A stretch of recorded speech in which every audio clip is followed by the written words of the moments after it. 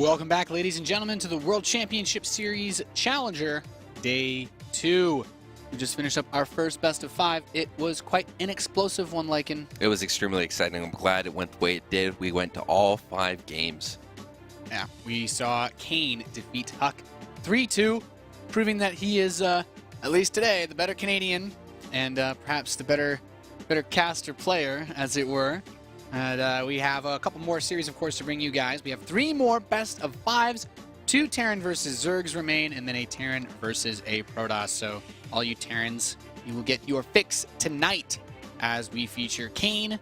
Excuse me, Kane, who just defeated Huck, but then Polt against JonSnow, Violet against QXC, and Xenocider versus Hitman. As you guys can see, not a lot of these players really contending for WCS points. Polt has pretty much locked himself in, barring some sort of weird, unspeakable madness happening at the end of the year. He would need to lose basically every single game, and a bunch of people that are very close would have to start winning GSLs, and that would be quite crazy. Yeah, he's in 8th position. I believe the closest North American is Bunny, who's in 16th position for WCS. Yeah. So at this point, it's basically guts and glory for everyone left. And our next series is this is one of those ones where it's like, you know, I really don't know how exactly to approach this, because JonSnow has been an up-and-coming NA player for quite some time. I've seen him quite a bit. I've had the pleasure of getting wrecked by him on ladder, but Polt is Polt. Polt has won championship titles in North America, in Europe, and Korea. This is a bit of a one-sided match. It's going to be really tough for JonSnow. Yeah, JonSnow, kind of a comeback kid. Season 3, 2013 was the last time he was in WCS, and so it's going to be interesting to see what he can do. Maybe this is the time. Maybe he's figured something out, and he's on the top of his game. And then you have Polt, who's never not been in WCS, and who has several titles as champion of WCS America, who has a WCS title this year. A pretty clear favorite. It's going to be, I mean, I just want to see JonSnow do some craziness, because the maps that we have are also pretty crazy. We're starting this series on Moonlight Madness. I'd like to think it was JonSnow's choice to try to mix things up in a really weird way. Yeah, at the same time, I like to think it was Polt who's going to channel some flash, and we're going to see some good drop play with those tanks. Yeah, I don't know what to expect, honestly, because this is a pretty interesting match, to say the least. In the bottom left position, we are loaded into Moonlight Madness. We have the blue Terran player. He's CM Storm's Polt. And in the top right, he's definitely the underdog. It is the red Zerg, JonSnow. JonSnow, also representing Flipside Tactics.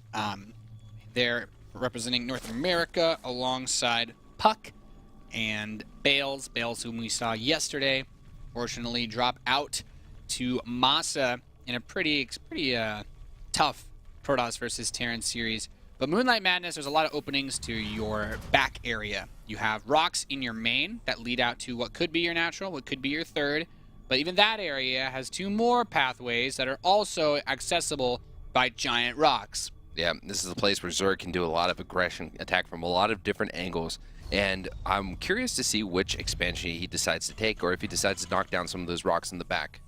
Yeah, he has, I mean, both sides have a lot of options in that regard, because you can always try to just close off one side or build a depot by the big rocks and just, you know, at least be aware if your opponent tries to do something aggressive. All in all, there's still a lot of other high ground areas in this map, a lot of choke points. Widow Mines will still be very strong. JonSnow's going to take this outer base to kick things off, and I mean, JonSnow competes in a lot of online North American tournaments and cups and whatnot. I think he's like won at least maybe one title in like Fear Dragons Breaking Out. I believe so. From North America, but you know, is nice as, you know, the success he's had in the North American scene goes. Most of those are sequestered North American tournaments. He, as far as to my knowledge goes, does not have any big results against Korean players like Polt, and that's something that you kind of need if you want to make it out into Premier for WCS. Well, if we talk about Terrans, we in Copa America, he almost knocked Major out. I believe it was a very close series between the two, and I know that he likes Roach Hydra in his ZVT. So that'll be interesting to see, especially that's not a popular style to go against, especially with, you know, siege tanks. Good unit, right? Yeah, and considering that I think this map actually really favors tank-based play, or just, you know, any sort of choke point type style, which makes it much more tough to play as Zerg against Terran. You know, there's still a lot of things that make me like Terran a lot on this map. But perhaps we see some really good Mutalisk play is also a good option, I think, just because of how much airspace there is. There's a ton of air behind the main. If you can get a good Muta count going, it'll also help because I think drops will be really good on this map too if you choose to play something like Roach Hydra. Now, Polt has opened up with just one quick Reaper who wants to go out, scout, see what's going on. JonSnow, though, if he plays a very straight-up game like Semper did against Jaedong, you know, I'll give him credit, but I don't know if that's the best way to play against someone who's, you know, a championship tier player like Polt. Absolutely. Pretty good defense. He doesn't let a drone go down to the Reaper. As we move forward to the game, though, I wonder if he will decide to change up strategies as we go game to game to game.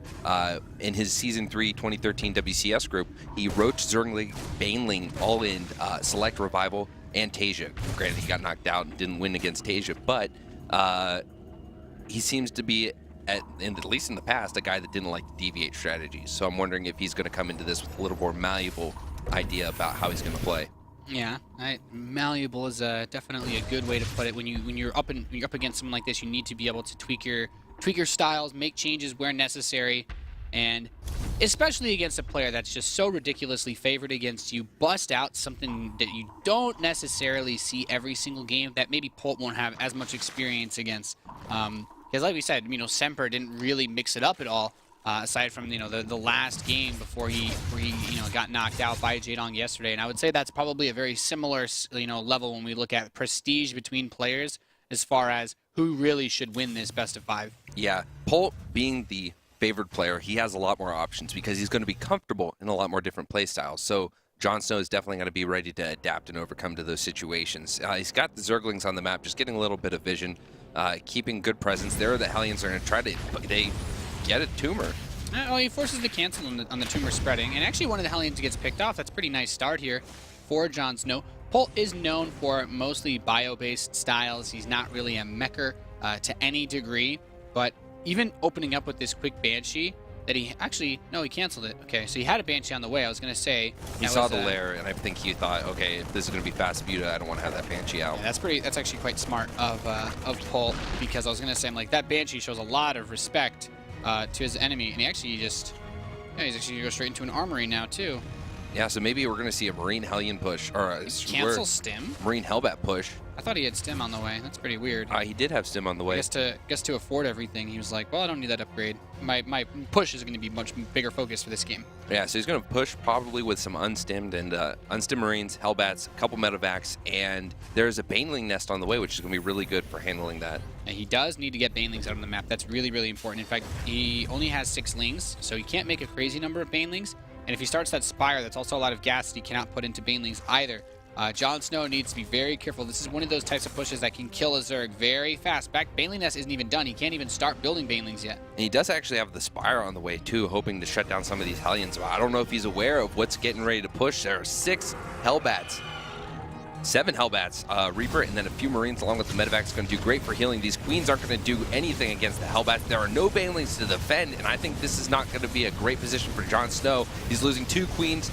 Ooh, 3 Queens go down. Transfusions aren't enough. I mean, some Banelings are going to finish up. He does knock down a couple of the Hellbats and trying to do some cute Medevac micro, but the rest of the Banelings come in, and actually JonSnow manages to defend this push of Polt without any significant losses. He didn't lose any drones. He lost just 1 Queen and a handful of Lings. That's actually pretty impressive, to be honest. Yeah, definitely, especially when you're up against a player like Polt. Polt on the back foot. He didn't plan for that to be an all-in. That was just some early aggression. Maybe win the game, maybe do a lot of drone damage. Honestly, though, and I feel like it's actually a pretty terrible opening as far as result-wise for Polt, because his 3rd command center is just so absurdly late. Like, JonSnow's taking a late 3rd too, which kind of helps equalize it. But now the Mutalisk are going to be coming out, and this is where Polt's going to have a bit of a rougher time securing that 3rd, since the Mutas will have so much space to bounce around. And look at this, JonSnow actually going for a big counter. There's no bunker here. This is a pretty ballsy play, but it could score some big damage right now. Yeah, absolutely. Those Marines up in the top of the base, they're not going to be there to defend or focus down the Banelings. If he attacks now, this is going to be a great position. He's going to see that with the Medevac that there is something coming. He's going to be able to drop that Hellbat down, but the Banelings are going to be there, bust way through, but there really isn't a lot to do a follow-on. This Baneling might get a few kills. Yeah, it softens up some of those SCVs for the Lings to try to get a couple of finishing blows off him, and that's not too bad. I mean, 3 kills. I definitely seem to be hoping for more, but also killed a couple of the supply depots, so he's prevented Polt from actually building any units for the next 30 seconds, unless he uses a supply drop. But The command center actually finishing will help soften that blow a little bit. And now the Mutalisks come into play. Without the third base being in position for Polt, JonSnow just needs to crank out drones, crank out mutas, and as long as he doesn't throw mutas away, I still like this position. Yeah, he has a small number of mutas. He is going to be able to do something like maybe deny some gas glaive worms, might be able to get a kill or two, but here comes the Marines. They're going to push these mutas out, and there are missile turrets. Two mutas getting picked off. Not good for JonSnow. No. That third base is now finishing up, and Polt is kind of into the swing of his production. Stim is done. He has the Marines, he has medevacs, and he's still actually building Vikings too, which again, as we've talked about before, when you have Marines softening up those mutas, those Vikings actually do quite a bit of damage. Yeah, and of course the Viking will always be able to deny overlords that are out on the map if those Mutalisks are not in position to defend. And to be fair, JonSnow hasn't really placed many overlords out on the map, so he's not going to lose too much to that. But he's built so many units, and that third base has been saturated so slowly that this is still a tough spot for JonSnow because he didn't have the economy that he really would have wanted to stop big Terran pushes that would be coming across the map. But now his creep spread is going to get shut down too. All of his active tumors, I think, are in range of this skin. Right, now there's still some health in these medevacs. They do have some energy to go, but there are banelings, and the banelings do not have speed yet. That is still 75% from finishing. Yeah, that not having baneling speed is actually a really big deal here. The mutas are going to try to keep chasing. I like that JonSnow is actually taking such aggressive posturing, though. It hasn't completely paid off just yet when we talk about stuff like the big push that he made onto the natural expansion of Polt. But he is looking. He's trying to create these opportunities, and I'm actually worried because some of those banelings look like they might detonate on those rocks. Yeah. They're dancing behind. Yeah, you don't want to see him get a chance to move through, but they do not. He just weakens the rocks a little bit. I guess that's an option for later. Pulls back with the Mutalist. He is going for a drop, though. This is going to get spotted, and hopefully the Mutas are going to be able to get back and shut it down. Those two medevacs flew by the tower. JonSnow had a Zergling on the watchtower, so he was able to see those medevacs coming, and now he can respond in kind, go home and defend, and at the same time try to counter. Front. Yeah, he's going to try to counter. He's going to bust again. This is going to supply block Polt. And those Banelings are going to get in and get a few more SCV kills. Yeah, JonSnow's actually making a lot happen in this game. I'm really impressed. He's, oftentimes when we see non-Koreans play against Koreans, usually the weakness of the non-Koreans that they just play a lot more passively. But JonSnow keeps looking for these opportunities to trade blows here and there. And the biggest thing though that's really going to come to hurt JonSnow is this style of having so many units on the map is great, but it comes at the cost of upgrades. JonSnow is only just now getting evolution chambers. Polt's 2-2 is about a minute away from finishing. You can be down one set of upgrades when you're playing this style because you have so many more units. But if Polt has 2-2 against 0-0 Lings and Mutas, that disparity of army just isn't able to do anything. Yeah, that's pretty much like a almost unlosable position for Terran. You need so few Marines to actually handle Lings and Banelings. It's kind of silly. I think JonSnow in this position should definitely take advantage of that exposed third, kill some of those rocks, maybe do some multi-pronged attack, another bust at the front, while at the same time maybe sending Mutalisks to the back. Yeah, this is a really, really tricky spot to be in because these Marines are going to trade so well against the but a full medevac. Yeah, this could actually be a really big moment. He needs to get his forces underneath those medevacs. Okay, gets one full one. That's not bad. Actually, the Zerglings managed to get through. The depot was not lowered. Some Widow Mines are going to burrow. This is really, really big. Okay, actually gets through the Widow Mines. There's still a lot of Banelings left. JonSnow needs to make this army composition work right here, right now. Yeah, those Banelings, good splits from Polt. There's still a lot of Zerglings, a lot of Mutalisks, and they're just going to try to barrel forward. Mutalisks trying to take hits, but it's not enough. That Polt bio upgrade is coming into effect. The +2/+2.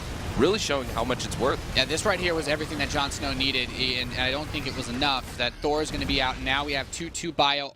Right there was where JonSnow basically needed to win this game because he's only now starting his 1-1. Polt can start 3 upgrades whenever he has the money, and with 8 Marines coming out at a time in that third base secured, JonSnow only has 3 bases himself, and he's behind on supply with inferior upgrades. Yeah, so despite seeing a lot of good engagements from JonSnow, he just hasn't taken the right engagements. He hasn't made the right moves to compensate for the way that this game has been going. I do like that he went for this style, though. We saw Kane use this exact same style, even on a super Terran-favored map like Merry-Go-Round, in order to win when he did defeat Polt and when he qualified for WCS at the beginning of the year. Unfortunately for him, it hasn't worked out quite as well. Nope, not at all. Polt is getting ready to get aggressive. He has Widow Mines, he has a Thor, he has Marines and Marauders and Medevacs all pushing forward. I think he's getting ready to camp at the edge of the creep and just start parade pushing. Yeah, that's all you really need to do as Terran in this position. Just continue to push forward, get into a spot where you can just suffocate the Zerg because that 1-1 upgrades are still so far away. Polt has 3-3 on the way. Both upgrades now coming in. His +1 vehicle plating is going to be done soon.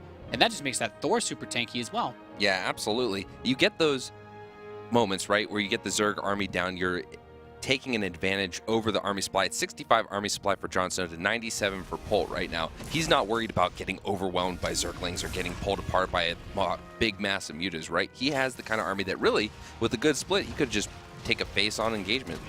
Yeah, and I think that's what he's got to be looking to do, really. You just have the Marauders go up front with the Thors, soak up a bunch of damage, and just pull the Marines back.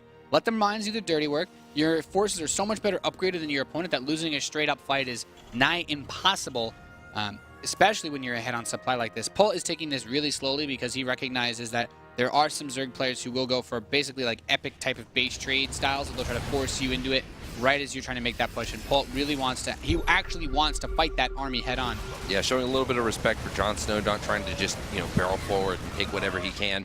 So he's playing it safe. He's poking forward, scanning, clearing creep, doing what he can to just make sure that he is going to secure a first win for the series. Yeah, and that's the most important thing that he can do. Some of these Banelings are going to try to come down, actually get a couple decent hits on these Marines. No reaction, actually, from Polt. He's like, well, I'll just build more Marines. It's okay. Yeah, he does have a rip-roaring economy. 3 bases up and running. Constant Marine Marauder production.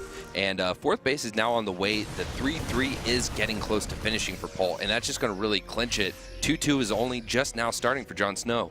Yeah, Polt is moving very, very slowly to try to take an end to this, but like you said, very meticulous. He doesn't want to risk it, and now JonSnow's going to try to come down and knock him off of this 4th base. This is where things get really rough. The Mutas take some big hits from those Thors. There's still Marines behind. Even though JonSnow has his 1-1 upgrades at last, I'm not sure if he can actually shut down all this army with more reinforcements coming across for Polt. No, a lot of those Banelings splash into the Thors and Marauders. Yeah. Widowmine's help. GG is called, and JonSnow loses to Polt in Game 1. Yeah, Polt taking Game 1. Not crazy surprising there. He had the +3 attack at the end as well, so he was still up 2 whole upgrades, and that's, for anyone wondering, when it comes to Marines versus Zerglings, each upgrade difference like that is a whole volley less it takes to kill them. So it is a huge deal for Polt to be able to knock those Lings out that easily. But with that being said, JonSnow comes in as the underdog, opens up, guns blazing, very aggressive strategy, mass Ling Bane Muta, no upgrades at all. That's like, I like the idea of that. It's not like an all-in off of like 2 or so bases. It's more like a 3-base all-in type style. But, if he studied Polt, Polt's lost to that before to non-Koreans. Yeah, absolutely. I think that the biggest killer of a lot of Zergs against Terran is that upgrade disparity. If you don't take advantage of the amount of units you've created, because that's what Zergs can do, they can pump out all those units. If you don't take advantage of that, especially against a player like Polt, you're not going to go anywhere with it. Yeah, that's something that really needs to be kept in mind, because JonSnow, moving forward, like that's an open map, a lot of different alleyways, but the rocks didn't really come into play as much. He wasn't able to get the big counterattacks. They were mostly on the natural, which was just the front. But the next map is a lot more standard, a lot more straight up. We're going to play on Coda, 2 players still, but no wonky openings to your natural, no backdoor rocks in your main base. Your 3rd base only has 1 opening on, outside of, your natural area, I guess. But there's no weird stuff. This is a much more straight up map, and I think that's going to make things a lot easier for Polt, since there won't be as much trickery available for JonSnow to use. Yeah, on the last map, I would have really liked to have seen JonSnow take advantage of the rocks, take advantage of the positioning. He had the bus, right? If he had been a little more on top of his multitasking, sending those mutas, maybe a little Ling run by on the other side with the broken rocks, I think that really could have helped equalize and take advantage of that army advantage. Yeah, I think that's the best thing that you can do, because some of those Baneling hits were quite good, but he wasn't able to capitalize on getting through the wall. He wasn't able to, and I would consider our Zerg player here an expert on things that have to do with big walls. He is Team Flipside's JonSnow. That was a dank Game of Thrones reference. And then on the top left, playing for CM Storm, it is the Terran, Polt.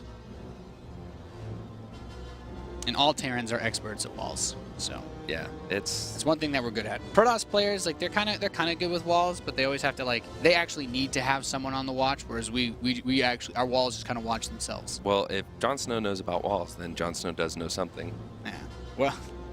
Well, in that case, he still wasn't able to capitalize on it, unfortunately. So, it's a rough spot to be in, right? Because as good as JonSnow is, as much as the people who have been following his play know as far as his skill, he's still not someone that has big cash money results. He's still not someone that is favored in this matchup to any degree. This would be a monumental victory for him if he was able to take down Polt, who, was only eliminated by another Korean last season, basically, and it's so tough when you're coming into these tournaments and you just find yourself endlessly getting wrecked. How do you look at someone like, oh, Hydra beats Polt? It's like, well, yeah, let's just play like Hydra. Just do that, because you can just tell someone to do that, right? I think that's what happens to everyone. You watch StarCraft, you watch a big tournament, and you're like, I'm gonna go home and play like that player. And yeah, and I heard you lost a ladder game the other day. Why don't you play like Maru? I don't understand. Well, Maru lost today. Well, I mean, still, I think even Maru losing would still win your ladder games. Yeah, probably. So do you think Polt is one to go for a lot of Reaper aggression? You know, up past 1 Reaper, 2 Reaper. I wouldn't mind it, honestly. Most of my discussions with other Terran players, mostly European pros, they all agree that you either want to open with like 1 or 3. Some players will open with 2 and then get a 3rd one later on, like Bunny.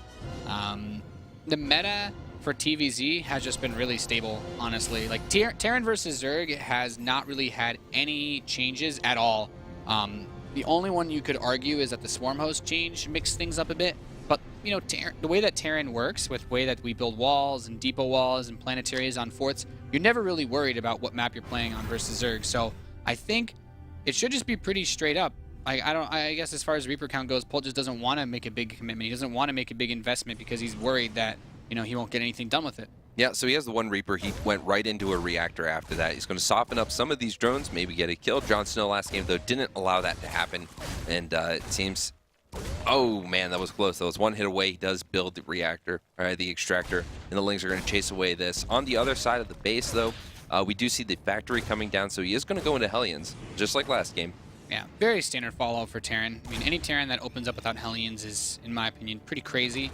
I guess Maru kind of fits that bill, since he would usually just open up with 2 barracks on your side of the map, but...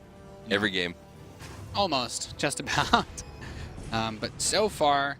Nothing really insane. JonSnow, like these are the scenarios where if you're playing like North American ladder, you'd be like worried, okay, well now if you're Polt, if you don't want to die to something early on, this is where that Reaper is really worried, because you don't want to see a Roach Swarm and then all of a sudden be like, oh, okay, well a Hellion follow-up isn't going to do anything, right? So Polt still only has 1 gas, by the way, in that main base, which means this could be another one of those Marine Hellion type plays where he squeezes out a slightly later armory. And that wouldn't surprise me at all. It's still a very strong way to play, especially if JonSnow doesn't open up with the Baneling Nest in time. Yeah, you know, with the current meta, we don't see those Marauder Hellbat pushes that we were seeing at the end of last year. We don't see those really too much anymore, but I think that had Polt tried something like that in the previous game, especially with what little JonSnow had, that could have been a good option, and maybe we might see something like that this game. Maybe Polt has been one of those guys to do those big barracks pushes off of, you know, 2 command centers, but usually they just put you really far behind. And Polt is not a guy that is generally shy to those strategies, but it seems like he's going to do something aggressive this game anyway. Like the way that he set himself up, he has that fast starport. You haven't actually seen him build anything out of it yet. Nope, still continuing the Hellion production. 2 more are on the way. He is going to swap the starport. So he thought about opening Banshee again. He wanted to confirm whether he was going versus Roaches or Banelings, and I think that's really smart. Like, if your opponent is going Roach Bane in any capacity, you want Banshees. Those units cannot shoot up. There is no catapult upgrade to launch your Banelings into the air. This is not the campaign. Actually, even though the Banelings could jump in the campaign, they still couldn't hit air units. Can you imagine how terrifying that would be as a Terran? Oh, that'd be awful. That'd be horrific.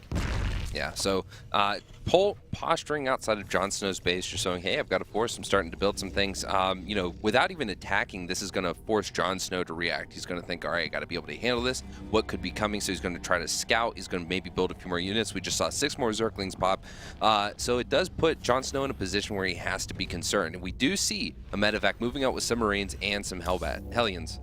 Yeah, and JonSnow behind this, he's just he's battening down the hatches, right? With a Spore Crawler, he has the Baneling Nest finishing just in time, and all of these are the things that he needs to secure a nice position. But Polt can also think about this in a different light and just basically tell himself, I want to delay this 3rd base as much as I can. I don't need to make a big Hellbat push because I know my opponent's stuck on 2 bases for a long time. This drop with the Marines in the main base, the sole purpose of this is to pull all of the Queens up and JonSnow needs to be very careful with how he watches this because, yeah, these Hellions are going to run by at the same time. Yep, and those Banelings are slow Banelings, so they can get taken out pretty quickly, especially with all those Hellions. Those Queens got pulled up just like you'd say, and now he's trying to go for a run by, taking down 2 drones. These drones are just lining up, getting ready to be roasted by the Hellions. Yeah, this is exactly what Polt was looking to do, just distract and create opportunities, create space for these Hellions to move through by distracting him with that drop inside the main, still losing drone after drone. 14 picked off, 16 so far in this fight. Oh man, JonSnow is just out of drones. He just lost 16 total. I mean, this is an incredible position for Polt, a terrible position for JonSnow. He's got a Spire that's just about to finish. What is he going to do with that with absolutely no economy? Yeah, I mean, he actually has more gas than minerals, and that's a very rare position to be in when you're a Zerg who's rushing up for Mutalisk. You usually need every drop of gas possible. He's going to have a hard time spending that gas since he still has to deal with the potential for Polt to just push with Marines very soon. He's already got medevacs on the way and 4 Marines at a time with Stim about to finish. I think Polt could actually just push across the map as soon as these medevacs finish and really become a big, big pain in JonSnow's side. Yep, but he's not rushing. He's building a third. He's just saying, okay, look, I'm going to have missile turrets for defense. These Lings do get to come in, but they wouldn't really get anything done with the Marines and the Hellions waiting. So he's going to build the turrets. He's going to be safe. He's not going to be worried about getting pulled back to his base, right? So Polt is in an incredible position. He's just not rushing the win. He's taking it easy. Yeah, I think that Polt can, if he wants to, just secure the third base, then get ready and push out, you know, with combat shields. His third command center was late, but JonSnow still doesn't even have a third hatch started, so Polt is still, by and large, in a great position economically. He has upgrades on the way. He has all the infrastructure and tech that he needs to take this to the mid-late game. Just needs to plant that third command center down and just start marching across the map.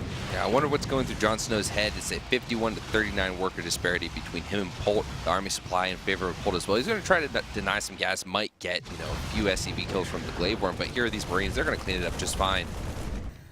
Yeah, now Polt's getting ready to attack. This is pretty much what I was just telling you, like, and there's not a whole lot he can do. There's some Banelings on the way, but with this many Hellions, with this many Marines, like, Polt would basically have to just clump all his units up together and move command them into the Banelings for JonSnow to clean up this army. Yeah, Banelings, Queens holding back, trying to not go forward. Polt denying the creep, continuing to scan, get rid of those tumors, and it puts him in a great position. You do have the army on the way, so Polt continuing to pump out the upgrades.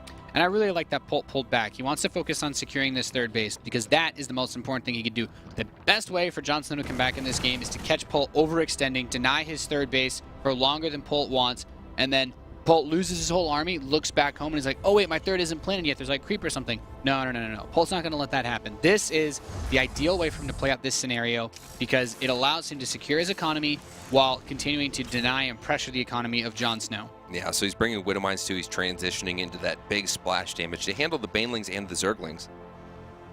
Yep, so JonSnow's continuing to put out drones. He sees these Marines, but there's not really a whole lot he can do. He doesn't have that many Mutalisks. He's getting +1 attack, but his Baneling speed isn't ready yet either. Nope. Like, I'm really not sure what he's supposed to do. No, he does have an evolution chamber. It's not doing anything for the upgrades. Now it is. He just starts 1-1, and the flyer upgrade is going as well. Yeah, this is a really, really difficult position to be in. The Mutalisks are trying to make something happen, trying to open up a door, but there we go. The armory is ready, so now we have Hellbats that are going to push up front. They'll soak up Banelings. They'll clean up any number of Lings, especially if Polt's able to spread them properly against those Banelings. Yeah, no, with this reserve force in the back, the Widowmines and all this, Polt has enough to take this engagement. It takes a really good engagement, and this game is going to be secured, taking our Terran player up 2-0. Yep, it's a very dicey spot to be in for JonSnow. As Polt steps forward, we see the Banelings immediately detonate on the Hellbats. All the Marines are still in play. And even if Polt needs to lift up and pull back, all the Widow Mines are so far away that it's not possible for JonSnow to bait out the mine shots anyway. These mines are purely for like an insurance policy if Polt ever needs to just back off. Yep, JonSnow getting kind of close to those Widow Mines, but yeah, as you were saying, those mines where they are, you can pull up into the medevacs, boost back, and if the Mutas try to chase, boom, boom, boom, they're going to be done. And so right now, he's just going to keep moving forward, keep trying to apply his pressure and just, you know, rally up his siege. I mean, Polt is actually just, he's playing this so cautiously. Like, you can really tell he's like, you know what, I don't want to have to play more than 3 maps in this series. I'm not going to take any big risks. I'm going to push forward very slowly, meticulously, and guarantee myself victory. Yeah, absolutely. Thor production is also going down. Widow Mines slowly creeping forward, keeping a nice spread on them so they don't get knocked out all at once by the Banelings. Yeah, and everything in this game right now is just going phenomenally for Polt. As he clears up the creep, he can keep pushing forward. Yeah, I will say this, JonSnow is not falling apart, right? Yeah, he's taking some unfavorable engagements, but he's still trucking forward. I mean, There's not a whole lot he can do, though, to be fair. Like, JonSnow right now is just, he's hoping for Polt to overextend. He really needs Polt to step onto creep with all his Marines clumped up and then, just, look away for a second, basically, at this point, because Polt just has such an overwhelming army supply lead, the upgrade advantage, everything. And now JonSnow tries to go for a big surround. He's going to try to finally take this army out, but there's just too many Marines. Like, he doesn't have enough banelings to clean this up. Absolutely. 98 to 37 army supply. This is just not a fight that JonSnow can do anything about. I don't think any amount of good baneling hits are going to be what can equalize this game for JonSnow. Maybe some miracle burrow banelings, but Polt still scanned as he advanced forward. He's going to clean up this third base, and with this, I think we should see a 2-0 so far in this series for Polt. JonSnow, there's nothing he can do in this game. It's over. Yep, the workers are just going to go down one by one. 11 have dropped already. GG is called, and Polt takes a 2-0 lead in this best of 5. And Polt comes in as the favorite, the overwhelming favorite of any of these players in Challenger, actually, with the massive, string of victories that he's had in WCS so far this year, taking down really big players, defeating the likes of Hydra in the Season 1 finals. Like, he's got a TvZ reputation. He's got TVP reputation. Maybe Terrans are a weak point for him, but he's the only Korean Terran currently competing, in the North American side of things, at least for the WCS, and he's had the fortune of having a bit of better results for his 4GG lately. So Polt finds himself a very difficult player to actually take down, and for JonSnow, not a fun draw. Polt had the first pick amongst a lot of the NA players, and he picked JonSnow for a reason. Yeah, absolutely. As you were saying, TVT Polt, the only reason he doesn't like it, he said, is because it's volatile, right? He can't go into it with a plan and say, okay, this is how X, Y, and Z is going to go. But when you come into ZVT, TvZ, he can look at it and he can say, this is how we're going to play the game. And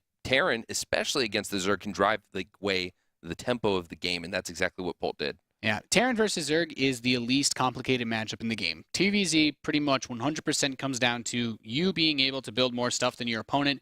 There's very little room for trickery. Terran has a lot of options to deal with anything Zerg can throw at them. Zerg has a lot of options to deal with anything Terran can throw at them. This basically forces the player that's better mechanically to win, and Polt is not known for having poor mechanics in StarCraft 2. So the next map, though, maybe JonSnow busts something out weird. It's going to be on Dash and Terminal. I think this is the first Dash and Terminal game we're going to see this week. This is actually probably the only game we could end up seeing. Maybe Violet QXC. Maybe the vetoes got weird there. QXC and Violet are pretty weird people, so who knows? But we're going to see Terran and Zerg on this map. It's a base where we are starting to see people float to the gold. It's taking that, throwback to the other maps that have allowed players to do that. Would Polt do that? Would Polt do that? I think even just 2Rex Reaper from your main is really strong in this map. There's a lot of stuff that you can do based on... We'll tell you guys a little bit more about the map as we get into it. The Dash and Terminal, to say the least. If you remember, Scrap Station in the old days has a very similar layout as far as air rush distance, and I guess with the way that it's laid out now, probably easier for things like Reapers to get across too. True, but there are also a lot of avenues of approach for the Zerg player. A lot of ways that you can take advantage of where your Terran base is. Yeah, that's true. The Natural has multiple points of entry as well. Yeah, a little bit of rocks to play with. There are a lot of rocks in this season's map pool. Yeah, and it basically were like, we wanted to see what the new map pool would be like for Season 3 WCS, and the response was, can you smell what our rocks are cooking, basically, because there are lots of them. Even on this map, several, as you just mentioned, in the Natural even. So we're loading into game number 3. JonSnow's last chance. He has to win the next 3 games in a row if he wants to advance to Premier. I guess a Titan like Polt, I don't see it happening, but maybe it's time for a miracle. Yeah, this is definitely his last chance to make something happen. Yeah, coming in as the massive underdog in this series, doing everything he can to try to bring it back. On the right side of Dash and Terminal, we have JonSnow. And on the edge of making it into Premier League, once again, surprising no one, it is CM Storm's Polt. Polt is a very nice guy.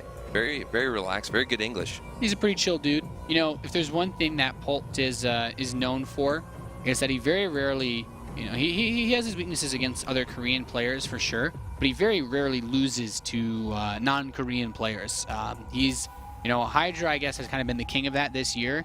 Basically just dropping that series tomorrow in the round of 32 of last season, but immediately bouncing back from that. And it still remains to be seen, where Polt's biggest weaknesses are, because they usually are exploited and shown to us by other Korean players. So I don't see a lot of sort of reference material for JonSnow outside of that series that Kane played versus him months ago, and he already tried that sort of style, and it just didn't work out for him. No, not at all. I think that with this, JonSnow came into the game, he's thinking, I just have to do my best. I've got builds, I know TvZ as best as I can, I'm just going to play it. And as we've seen, Polt has just come out in the upper hand. It's not really come down to anything special except just playing a straightforward TvZ kind of game. Yeah, and that's really all you can ask of him. JonSnow is going to open up with a quick spawning pool. This is not any sort of cheese. The reason why he's doing this is, if we take a look at the distance between the main bases, it's very, very short.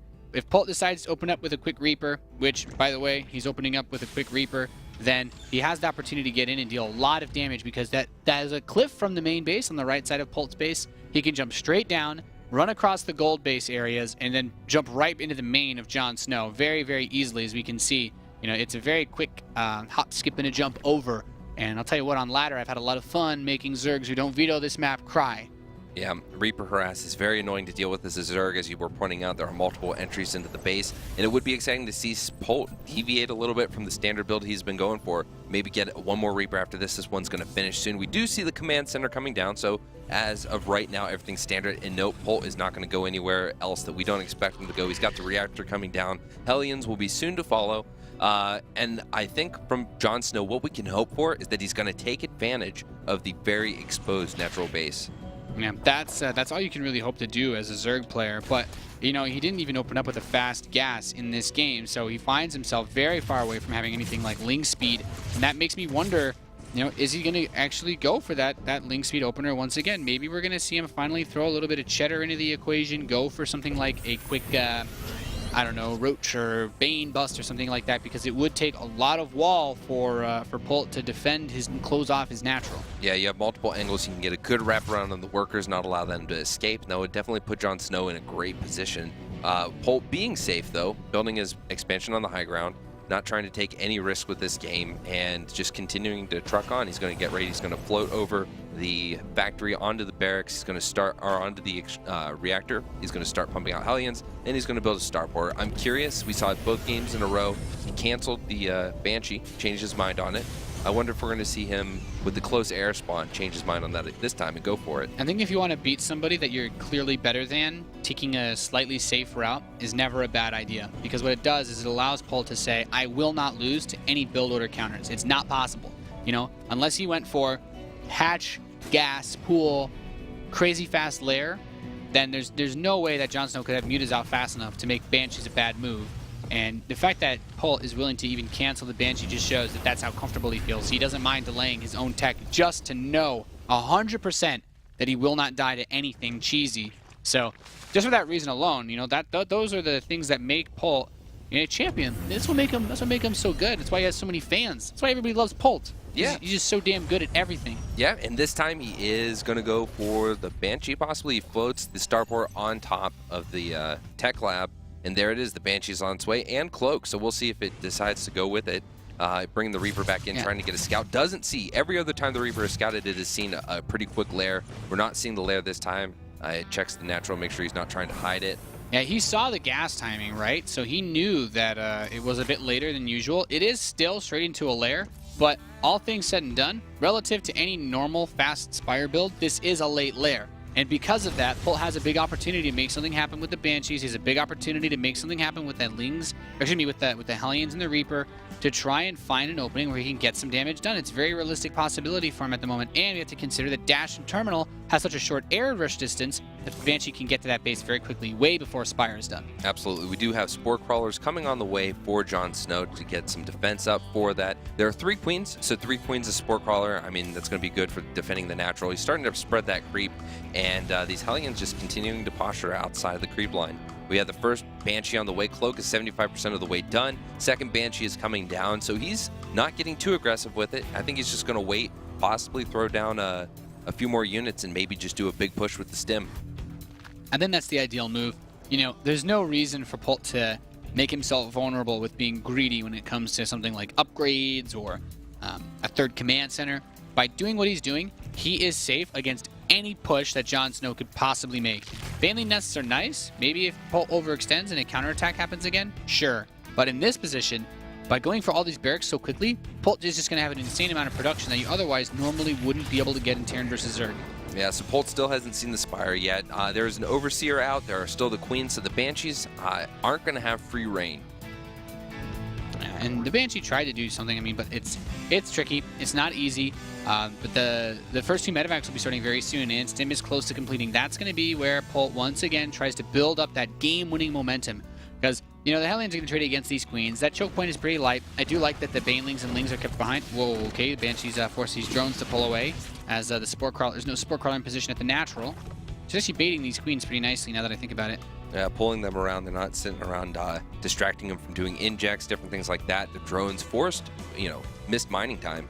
That's not good for, not a good position for JonSnow to be in.